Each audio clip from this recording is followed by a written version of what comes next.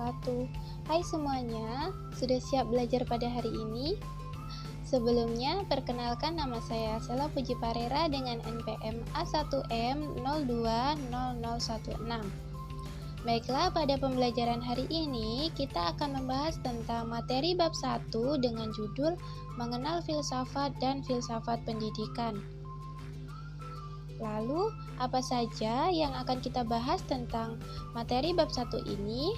Yang pertama, kita akan membahas tentang apakah filsafat itu dan bagaimana definisinya. Yang kedua yaitu kita akan membahas tentang apa itu filsafat pendidikan. Yang ketiga, kita akan membahas tentang apa yang menjadi persoalan filsafat. Yang keempat, kita akan membahas tentang bagaimana berpikir kefilsafatan.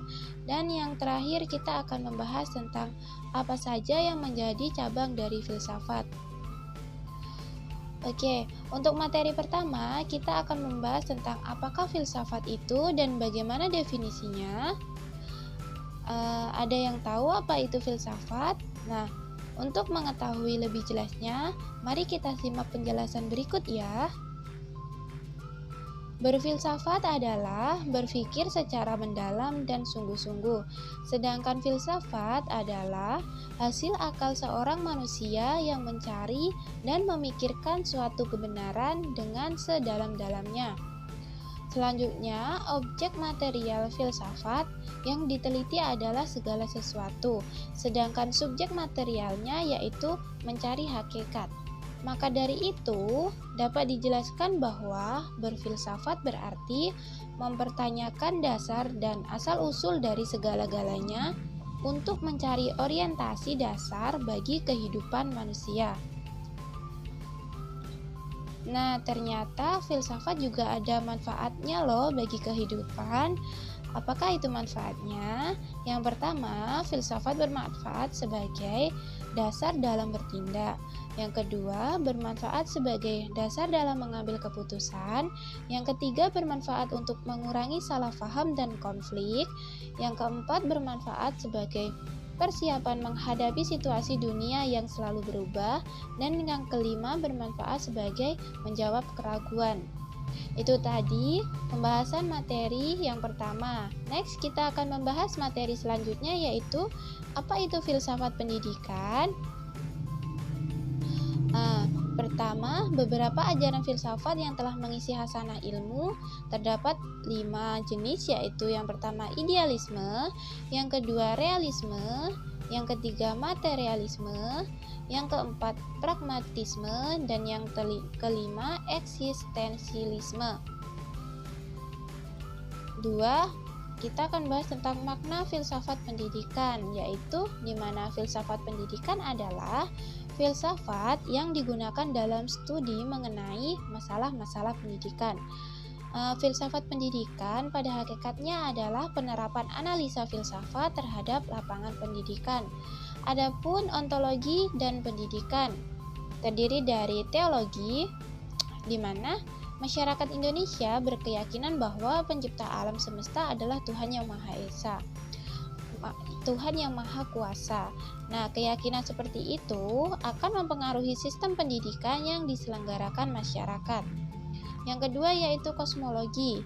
Nah, implikasi dari kajian kosmologi terdapat pendidikan adalah kosmologi akan mengisi kepribadian manusia dengan realita fisik.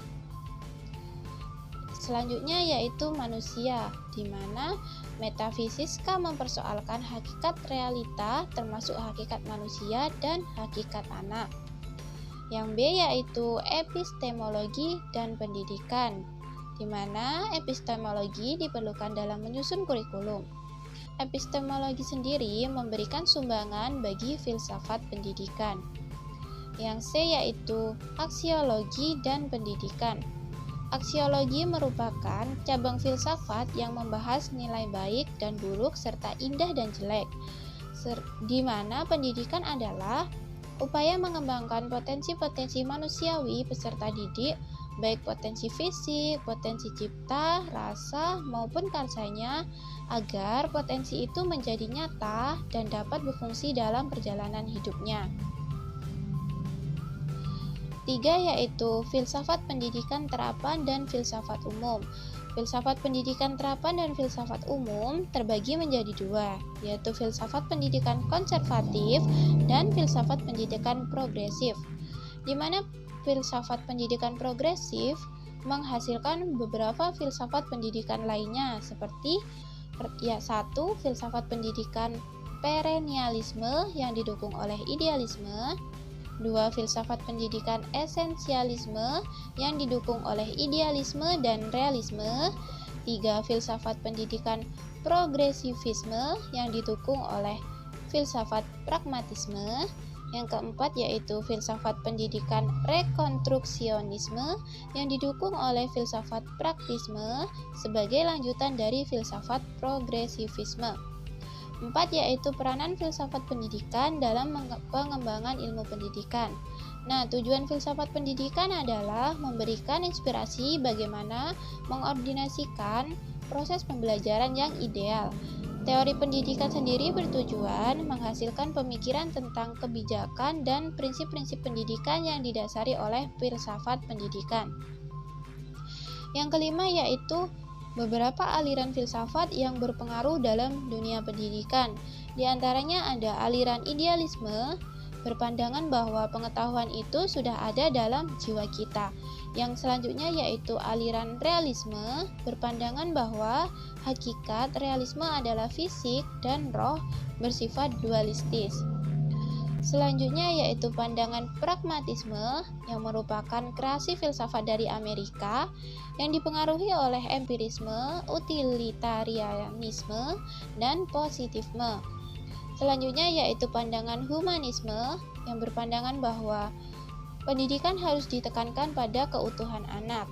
Dan selanjutnya yaitu paham behaviorisme, yaitu memandang perubahan perilaku setelah seseorang memperoleh stimulus dari luar merupakan hal yang sangat penting. Dan yang terakhir yaitu paham konstruktivisme, pengetahuan diperoleh melalui proses aktif individu mengkonstruksi arti dari suatu teks, pengalaman fisik, dialog, dan lain-lain melalui asimilasi pengalaman baru dengan pengertian yang telah dimiliki seseorang. Oke, next kita akan membahas selanjutnya yaitu materi yang ketiga, apa yang menjadi persoalan filsafat. Nah, adapun beberapa ciri-ciri yang termasuk ke dalam persoalan filsafat diantaranya adalah bersifat sangat umum, yang kedua tidak menyangkut fakta, yang ketiga bersangkutan dengan nilai-nilai, yang keempat bersifat kritis, yang kelima bersifat sinoptik, dan yang keenam yaitu bersifat implikatif. Next, materi yang keempat yaitu bagaimana berpikir kefilsafatan. Nah, berpikir secara kefilsafatan sudah pasti berpikir secara menyeluruh dan sistematis. Karena berpikir adalah kegiatan menghubungkan pengetahuan atau mengelola informasi yang diterima. Nah, contoh yang sangat sederhana dalam proses berpikir ini yaitu misalnya kita menemukan bunga dahlia di taman pekarangan rumah di antara bunga-bunga melati. Jika kita hanya melihat sekilas bunga dahlia tersebut, mungkin hal itu akan menjadi sangat sederhana. Akan tetapi, akan sangat berbeda jika kita benar-benar mau memikirkannya. Oke, teman-teman, next kita akan membahas materi selanjutnya yaitu materi terakhir, apa saja yang menjadi cabang dari filsafat. Cabang dari filsafat sendiri terdiri atas 3 cabang, yaitu yang pertama metafisika, di mana istilah metafisika berasal dari bahasa Yunani yang yaitu metalafisik, yang dapat diartikan sebagai sesuatu yang ada di balik atau di belakang benda-benda fisik. Yang kedua yaitu epistemologi, di mana epistemologi membahas tentang mempersoalkan kebenaran pengetahuan. Dan yang terakhir yaitu aksiologi. Aksiologi adalah cabang filsafat yang mempersoalkan penilaian atau yang berhubungan nilai gunanya. Nah, itu tadi teman-teman pembahasan materi singkat pada hari ini. Semoga dapat dipahami oleh teman-teman semuanya dan sampai jumpa pada materi selanjutnya. Saya akhiri, wabillahi taufik walhidayah. Wassalamualaikum warahmatullahi wabarakatuh.